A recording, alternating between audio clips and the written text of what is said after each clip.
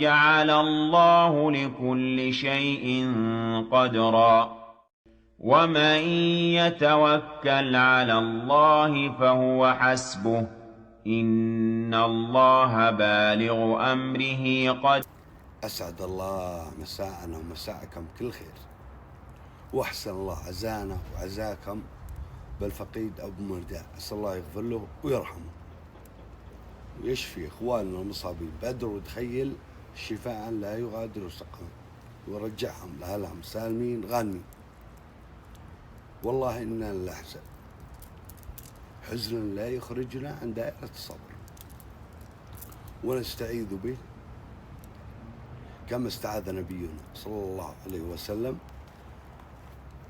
اللهم إني أعوذ بك من الهم والحزن، ونصبر كما قال تعالى: إنما يوفى الصابرون أجورهم بغير حساب. عسى الله يصبرنا ويصبرك ويأجرنا ويأجركم بغير حساب. أنا بقول كلمة للإخوان: أنا أبو مرداء الله يغفر له ويرحمه،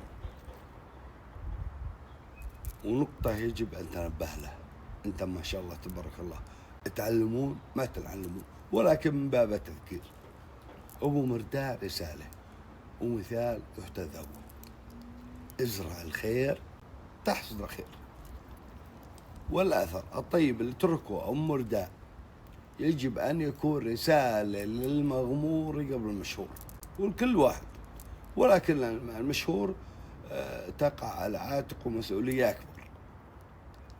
وافعل بدنياك ما يعينك على آخرتك، وتذكر زوال الدنيا. احنا كلنا على هالدرب ماشيين، وبقاء الأثر هو الأهم، والدعوات.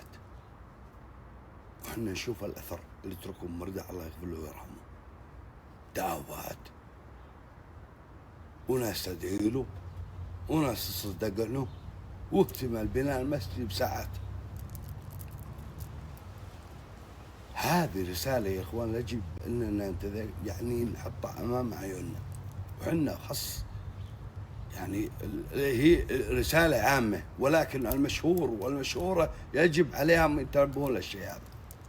اتقوا الله بأنفسكم وبجمهوركم، وتذكروا أن القدوة الحسنة هي الدعوة،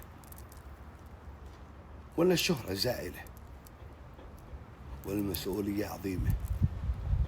أسأل الله يجعلنا لبنة صالحة في بناء مجتمعنا ووطننا وخدمة ديننا وولاة أمورنا.